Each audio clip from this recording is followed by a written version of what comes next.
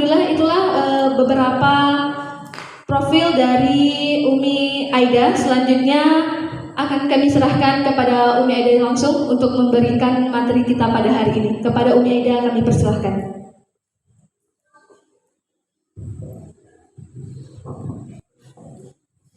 Assalamualaikum warahmatullahi wabarakatuh. Waalaikumsalam warahmatullahi wabarakatuh. Alhamdulillahirabbil alamin wassalatu wassalamu ala asyrafil anbiya'i wal mursalin wa ala alihi washabihi ajmain. Asyhadu an la ilaha illallah wa asyhadu anna Muhammadan abduhu wa rasuluhu la nabiyya ba'dah. Alhamdulillah pada siang hari ini Allah SWT memberikan kita nikmat sehat, nikmat semangat ya untuk tetap belajar, untuk tetap perbaiki diri, untuk tetap bersama-sama mencapai kebaikan untuk diri kita dan anak-anak kita insyaallah. Kemudian selawat dan salam kepada Rasulullah SAW beserta sahabat dan keluarga beliau yang mulia. Penghormatan kami, takzim kami kepada Ketua Yayasan Nurul Jadid Abdiyah Ustadz Wahyudi yang saya sebenarnya banyak mendapatkan juga pengalaman-pengalaman dari beliau bercerita tentang pengalaman-pengalaman dakwahnya. Juga penghormatan kami kepada kepala sekolah beserta guru-guru yang mempersiapkan acara hari ini. Kemudian yang kami muliakan ayah bunda dan semua yang telah berhadir di acara kita hari ini. Alhamdulillah tim kami sudah hadir di sini. Kami mohon untuk langsung ke depan Salver Sandi. Nah Bapak Ibu sekalian dan juga guru-guru yang berbahagia, kami sangat bangga dengan atensi partisipasi di hari kerja ya di siang hari yang sebenarnya dari pihak sekolah meminta, silakan, di mana pihak sekolah meminta kami untuk memberikan alokasi waktu Sabtu atau Ahad ya karena kesibukan, silakan, karena kesibukan dan kegiatan para ayah bunda. Namun ketika Umi sampaikan beberapa hal, ternyata pada hari kerja seperti ini juga ayah dan bunda dan juga yang telah berhadir semuanya bersedia ya untuk kita bersama-sama dalam majelis hari ini. Sangat rindu sebenarnya ketika Umi berada di benua Eropa di bagian timur, karena negeri Nanggro Sikupai ini bukan tempat yang asing. Ini termasuk kampung bagi Umi sebenarnya, kampung Umi juga. Tahun 2006-2008 Umi dari Aceh Sigil datang ke sini belajar mengaji dengan Ustadz Irwan Syah. Kemudian tahun 2006 juga 2003 tsunami 2004 Ustadz ya. Sebelum tsunami saya sering datang ke Aceh Selatan untuk belajar dengan almarhum Ustadz Andisal Putra ya, seorang ustadz asal dari Sawang ya. Jadi barat selatan ini saya sering menyebutkannya Barsela ya. Itu adalah daerah yang selalu kami lewati ketika kami masih memiliki seorang anak dan dua orang anak, yang satunya bayi baru lahir. Kami melewati jalan ini dengan perjalanan pagi dari Singkil sampai ke sini sore. Biasa kami menginap sini untuk ketemu guru-guru belajar di sini 2 hari, kemudian kami pulang. Itu kami lakukan terus-menerus bertahun-tahun. Jadi ketika sudah sampai di Istanbul, Turki, ini bayang-bayang Nanggro Sikupai nggak bisa dilupakan. Ya. Sehingga ketika kepulangan kali ini 18 Oktober, Umi berangkat dari Istanbul Airport. Ya, Umi coba hubungi beberapa kepala sekolah, ternyata Abdiyah siap. Sebenarnya Aceh Selatan juga minta, tapi lebih siap Abdiyah sepertinya. Ya. Termasuk Nagan juga kami tidak memiliki space ya. Namun mungkin sambil ke Aceh Barat nanti kami usahakan untuk juga bertemu ya dengan orang-orang yang kami cintai. Dan ternyata Ustadz Wahyudi ada yang gak sabaran nunggu kami di Nagan, datang langsung ke sini ya. Ini dari Nagan yang si ibu ini ya, Bu Nur. Ini beliau juga punya kesibukan luar biasa dengan komunitasnya, tapi berhadir. Mudah-mudahan besok komunitasnya bisa ketemu lagi di Nagan ya. Ayah bunda sekalian, dari 23 kabupaten kota yang ada di Aceh, Abdiyah termasuk 7 kabupaten yang bisa kami kunjungi untuk kepulangan kali ini. Jadi yang lainnya mungkin menunggu di kepulangan yang akan datang. Ya. Nah dahulu mungkin ayah bunda juga pernah bertemu di acara yang sama. Umi bertugas sebagai dai di perbatasan Aceh Sumut. ya, yaitu tepatnya di Kecamatan Penanggalan, di mana Umi waktu itu tinggal di tengah hutan di sebuah rumah yang hampir setiap malam rumah itu ditemani dengan suara kuntilanak, ya. Nah, jadi Umi sama bayi-bayi dulu ketika Ustadz lagi ada tugas ya keluar kota seminggu, tinggal di tengah hutan, kiri kanan depan belakang semua hutan, ya. Ternyata dakwah di perbatasan itulah yang mengantarkan kami dekat dengan Barsela, ya. Jadi alhamdulillah ini memang sebenarnya nih jak sawu gampong ini, ya. Bukan, jadi kalau Ustadz Wahyudi bilang nih kayaknya Umi Aida datang nih persiapannya nggak perlu persiapan, ya. Orang kampung pulang lagi kampungnya, ya inilah Umi hari ini, ya. Alhamdulillah dengan doa-doa dari ibu semuanya untuk datang ke sini, Umi harus di syarat terbang internasional tuh harus divaksin dosis 2 kali.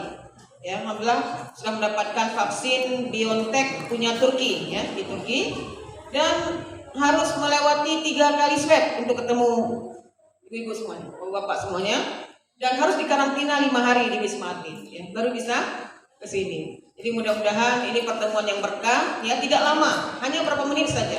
Ya dengan Umi ini nggak sampai 1 jam. Ya bersama Umi ada guru besar kita nih, Solver Sandi. Beliau pun ini rezeki juga buat apa? Anugerah buat Abdia nih. Beliau ini padat jadwalnya dan posisinya sebenarnya beliau di Jakarta dengan kesibukannya. Dengan izin Allah hari ini bisa bersama Umi, bersama tim kita datang ke sini. Insya Allah ini untuk lebih baik lagi ke depan untuk anak-anak kita. Ya beliau nanti akan jelaskan sesuatu yang luar biasa tentang rahasia otak anak-anak kita. Ya. Nah di kesempatan ini Umi mengingatkan kembali kita ayah dan bunda. Umi sangat kagum dengan beberapa bapak yang di sebelah. Ya. Ini yang depan Umi ini yang udah berkeluarga bukan nggak punya suami kan, cuma nggak bisa datang kan gitu kan? Iya. Jadi yang bisa datang cuma ini gitu. Ya. Berapa orang Ustaz Wahyudi ini? 2 orang ya, Masya Allah. 2 ya. Yang 2 ini bukan bapak wali murid ya? Bukan ya? Guru-guru murid ya. Iya. Kalau yang 2 di ujung tuh tim Umi ya, Ustaz Rudi sama Pak Nasir. Nah jadi yang berdua ini luar biasa pilihan. Jarang langka bapak seperti yang dia. Ya. Ini harus dilindungi. Iya dapat hadiah. Iya, saya dapat hadiah. Tolong dicatat ya. Yang 2 orang ini dapat hadiah dari Umi ya, Insya Allah ya. Masya Allah. Ya, saudara apresiasi supaya motivasi juga buat yang lain. Nah jadi ayah bunda sekalian, sebenarnya kita ini kalau dulu ketika Belanda menjajah Indonesia, kemudian Cut Nyak Malahayati melawan Portugis Spanyol, ya, ibu-ibu tahu kan? Malahayati itu dalam kondisi janda karena suaminya sudah syahid di peperangan laut, angkatan laut juga suaminya, dia juga angkatan laut, dia mimpin 2000 perempuan, ya dengan beberapa kapalnya itu melawan Portugis Belanda. Hebatnya Malahayati, itu dia bisa naik ke kapal Belanda di atas laut itu. Dan dia duel dengan Cornelis de Houtman, jenderalnya Belanda. Dan dia berhasil menancapkan rencong itu tepat di jantungnya Cornelis de Houtman, digeladak kapal Cornelis de Houtman. Jadi ketika dia dihadang oleh prajurit, dia bilang, kalian tuh gak level saya. Bos kalian mana? Bos kalian mana? Jenderal kalian mana? Jadi duelnya itu di kapal musuh ya. Nah jadi karena orang-orang terdahulu itu telah memberikan sebuah contoh buat kita bagaimana berjuang mengusir penjajah dari negeri ini. Ternyata ayah dan bunda, kita ini sekarang berjuang juga. Coba bukan mengusir penjajah.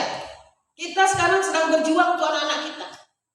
Berjuang untuk anak kita selain memberikan makan, pakaian, ya, tempat tinggal yang layak, ya, nafkah. Ternyata ada yang lebih penting lagi. Kenapa? Ketika anak itu lahir ke muka bumi ini dari seorang ibu, ya, dari rahim ibunya, itu membawa 1 triliun lebih sel otak yang siap diisi. Operator dan adminnya itu adalah ayah dan bundanya. Ditambah ada yang bantu-bantu pihak Robbani Quran School. Itu bantu-bantu itu. Gak banyak mereka ngisi.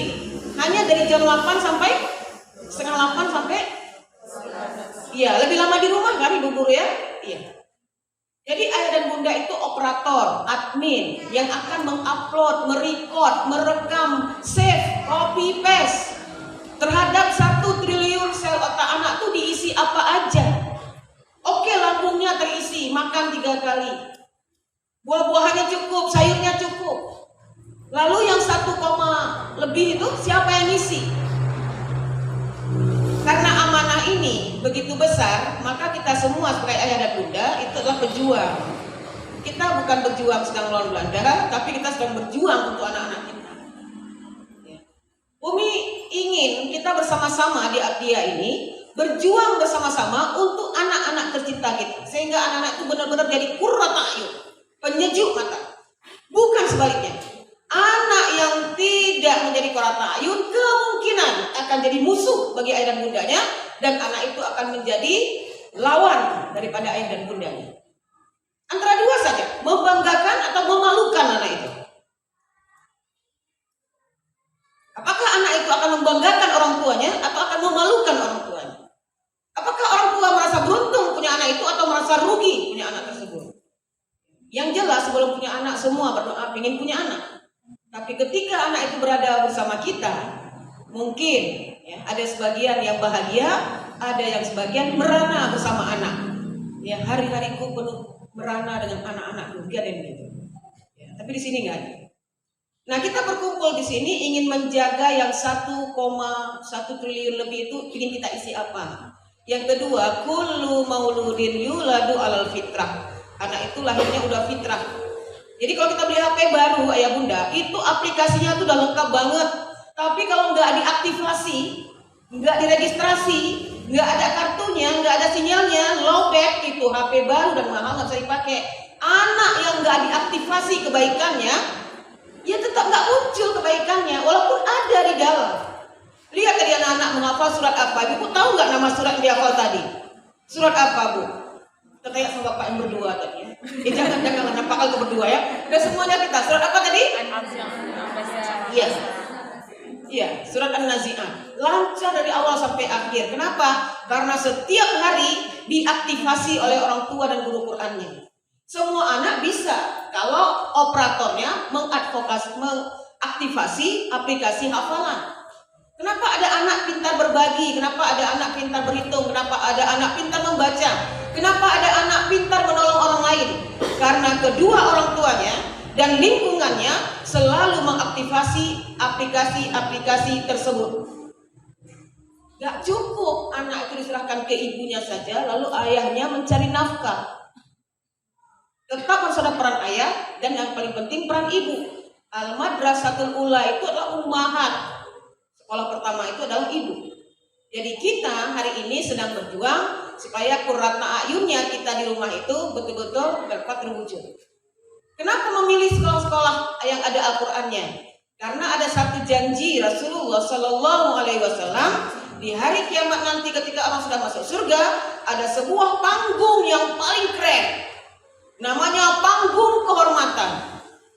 Setiap ayah dan bunda yang punya anak hafiz Quran akan dipanggil ke atas panggung, dipakaikan pakaian wisuda dan dipakaikan mahkota yang mahkota itu lebih terang daripada sinar matahari. Lalu dipanggillah ke atas. Karena kita ingin anak kita selain memahami calisto, tapi mereka juga memahami Al-Quran. Jadi pilihan kepada ayah bunda memberikan pendidikan anak selain umum yang terpenting Al-Quran adalah pilihan yang paling tepat untuk menjaga fitrah yang Allah berikan pada anak-anak kita. Nanti ada problem baru, tantangan baru ayah bunda, bagaimana cara menghafalkan Quran kepada anak? Apakah sama semua? Apakah semua anak menghafal Quran harus duduk di atas meja atau di bawah meja, atau dia boleh sambil jalan, atau dia boleh nggak menghafal Quran menghadap dinding, atau boleh nggak dia minta menghafal Quran di bawah pohon? Nah, itu nanti akan terjawab dari Solver Sandi. Beliau akan menceritakan ada rahasia apa di otak anak-anak kita. Ternyata Allah SWT telah menitipkan jutaan informasi di ujung jari anak kita. Dan ini kurang disadari oleh ayah bunda. Informasi itu tidak pernah dibuka oleh ayah bunda. Sehingga ada beberapa ayah bunda yang bingung menghadapi anaknya sendiri. Bahkan lebih bingung ayah bundanya daripada gurunya di sekolah. Buktinya ketika ada anak yang nggak mau sekolah, nggak mau mandi, nggak mau buat PR, ada orang tua yang nelfon ibu gurunya, Bu Leli, mana Bu Leli kepala sekolah? Bu, itu si Naila nggak mau bangun lah, nggak mau mandi dan nggak mau makan, katanya nggak mau lagi sekolah di situ, pindah aja. Kami udah nggak sanggup ngomong lagi. Sekarang Bu Leli telepon lagi ya. Ketika gurunya menelpon si anak yang kelas 1 SD, Yang kelas 3 SD, ya, Assalamualaikum Naila. Bu Leli nunggu di sekolah ya, mandi nak ya, bangun, papa udah datang. Kemarin pun Leli nggak datang. Itu rata-rata gimana pengaruh itu? Mau apa nggak anaknya? Mau. Kalau gurunya ngomong kan? Ada hubungan yang luar biasa karena setiap hari dia diaktifasi oleh guru. Nah, ternyata ayah bunda sekalian, kalau kita buat KTP, terus kita mau buat paspor imigrasi, yang dipinjam tapak kaki apa ujung jari ya? Kalau di Abia apa? Siku ya? Tetap apapun identifikasi itu di ujung jari. Ada apa? Rupanya ujung jari itu menyimpan banyak sekali informasi tentang kehebatan anak-anak kita. Ayah bunda, setelah pertemuan hari ini insya Allah akan semakin terang menemukan di mana kehebatan anak ayah bunda. Antarkanlah dia pada kehebatannya, bukan pada keinginan ayah dan bundanya saja. Ya. Nanti ada metodenya tuh ayah bunda, namanya metode Stephen. Nanti Sofon yang akan menjelaskan ya lebih lanjut. Nah, karena perjuangan kita ini memerlukan pengorbanan ayah bunda sekalian, ya khususnya seperti bidang Al-Quran, jika ada beberapa pengorbanan material itu jangan lagi dibukukan dalam akuntansi. Contoh ibu-ibu nih, udah mama beli nih speaker Quran 250.000 rupiah, baru ngafal 2 surat sudah pecah, dilempar ke adiknya atau jatuh dari meja. Kalau gitu mama nggak beli lagi, hafal aja tanpa speaker Quran. Ini adalah ibu-ibu dan bapak yang mungkin profesinya akuntan. Karena kalau akuntan itu suka hitung uang keluar dan uang masuk. Sudah selayaknya kalau ingin anak menjadi hafiz 30 juz, ada 30 speaker Quran yang rusak dalam proses belajar itu. 30 kali 200.000 berapa? Mana ibu-ibu yang pintar berhitung? Berapa Pak? Berapa juta Bu? 15? 6 juta? 6 juta anak bisa ngafal 30 juz, mau nggak? Berarti nggak usah dihitung kan speaker yang rusak kan? Caranya ayah bunda, Umi punya usulan nih, tapi kalau sepakat ya, setiap speaker yang rusak itu dipajang di lemari dalam kaca, ditutup. Terus sebutkan sama anak tuh, satu punya kakak udah rusak dalam proses menghafal, kakak sudah berhasil setengah juz. Sekarang ini ada yang baru lagi, mama beli lagi di speaker baru, hafal lagi. Sampai berjejer speaker hafiz Quran, smart hafiz doll, gak apa-apa. Karena tujuan kita untuk mengaktifasi kemampuan menghafal Quran. Macam ada ibu-ibu yang beli buku, kan udah mama beli kemarin, gak dibaca, dirobek, diambil adik, sekarang kamu beli lagi. Baru 1 belinya, harganya 6.000. Jadi maunya buku itu jangan rusak, jangan dipegang, tetap bagus seperti baru dibeli. Itu tidak mungkin. Kita kan mau anak kita pinter. Jadi kalau ada material yang harus kita korbankan untuk mengaktifasi kebaikan anak kita, jangan terlalu dihitung. Ada yang maha bisa menghitung. Siapa? Allah sajalah yang mampu membalas apa yang kita lakukan. Ya, karena itu kepada para ibu, pada ayah semuanya, setelah pertemuan hari ini, semangat yang sudah ada dalam mendidik anak dinaikkan lagi kemampuan kita berjuang, supaya keberhasilan anak-anak kita itu memang sebuah hasil daripada ya kesabaran kita. Ayah bunda lihat nggak kue-kue yang ada di sini? Ini asalnya gimana tadi bentuknya sebelum dikukus, digoreng, dibungkus? Aslinya tepung kan? Anak-anak kita kan mau diproses, berarti ada tenaga di situ, ada biaya di situ, ada waktu yang dihabiskan untuk itu, dan mungkin kesabaran. Yang lebih menyakitkan lagi, tidak ada kerjasama ayah dan bunda. Kata ayah itu tugas mama. Al-ummahat, kata ayahnya, pakai bahasa Arab, madrasatul ula. Ibu itu sekolah yang utama. Udah itu urusan Umi deh. Atau Uminya bilang, saya capek kali ya. Itu ayah aja lah yang ngurusin mengaji dia.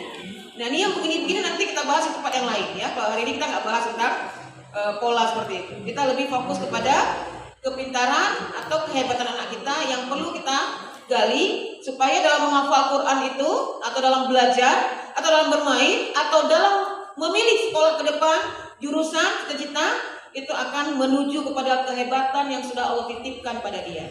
Kita hari ini mau ayah bunda bisa membaca data yang sudah Allah titipkan. Ya, di mana letaknya? Di ujung jari, di 10 jari. Itu bisa dibaca apa kehebatan anak kita. Lalu gimana tantangannya dengan gadget? Ya, bentar dia minta HP. Ya, bentar dia minta kalau yang udah agak remaja itu mabar. Pak, mabar itu apa ya Pak? Bapak berdua. Apa ya? Enggak ya. Bapak belum punya anak remaja ya? Bapak nggak mabar kan? Iya. Mabar itu anak-anak pada ngumpul itu main game bareng. Main bareng. Jadi kalau bapak ibu dengar mereka mabar yuk, mabar. Apa tuh? Enggak, Mam. Mabar yuk. Itu mereka mau main game online bareng. Ya. Dan yang bahayanya main bareng ini hadiahnya koin emas, semuanya fiksi, nggak ada. Anak-anak kita hidup dalam khayalan-khayalan fiksi yang nggak jelas. Gimana solusinya untuk masa-masa saat milenial gadget menjadi ancaman buat anak-anak kita, khusus untuk anak-anak yang SD? Umi punya saran, ayah dan bunda tambah lagi waktu bersama mereka. Tambah lagi waktu bersama mereka. Karena biasanya mereka akan bersama gadget itu ketika mereka tidak bersama siapa-siapa. Kalau perlu temenin mereka bersepeda, temenin mereka kalau mereka main bola atau duduk ibunya di pinggir lapangan. Saya masih ingat dulu di Subuh Salam, saya khawatir anak-anak saya pergi ke warnet, saya ikut dia main bola di lapangan, saya duduk. Dia malu sebenarnya, kok ada mama kamu di sini? Mama kita nggak ada yang datang. Ini mamanya si Akif datang nih, tuh duduk sana. Saya datang ke lapangan futsal duduk, saya khawatir dia nanti merokok atau apa, saya duduk. Anak-anak tuh malu karena ada mamanya mantau-mantau. Tapi kemudian dia bilang, Umi kok usah datanglah ke tempat kami main. Iya tapi jangan macam-macam ya. Dan itu capek. Apalagi kejadiannya kadang siang hari. Kita pulang aja, kita udah capek di rumah, kita harus ngawas anak lagi. Tapi buat kita seorang ayah dan seorang ibu, tidak kita pernah berhenti ya untuk anak-anak kita. Jadi tetap aja tarik nafas panjang. Yang masih punya anak TK, SD, ini masih bermula perjuangannya. Masih panjang Bu. Kalau ada yang ngomong makin besar anak makin enak, itu nggak semuanya benar. Apabila punya menantu nanti, coba tanya ibu yang punya menantu, banyak kali itu problemnya. Ya. Yang udah punya cucu juga. Jadi sebenarnya perjuangan kita itu belum pernah berakhir. Pangkalnya jauh, ujungnya belum tiba. Jadi kita harus tarik nafas lebih panjang lagi, ya. Dan yang terpenting selalu ucapkan doa, Rabbi ja'alni muqimah salati wa min dzurriyyati. Selalu titipkan untuk anak-anak kita doa supaya mereka menjadi ahlus sholat, ahlul Quran, ahlul masjid, ahlus sedekah. Ya. Nah begitu barangkali sebagai awal, nanti kita akan lebih mendalam lagi di diskusi. Namun kita minta dulu Solver Sandi untuk menyampaikan tentang kehebatan yang dimiliki oleh anak kita, yang hari ini kita perlu tahu supaya orang tua bisa menemukan, ya, mengantarkan kehebatan itu pada apa yang sudah Allah titipkan pada anak kita. Demikian, Assalamualaikum warahmatullahi wabarakatuh.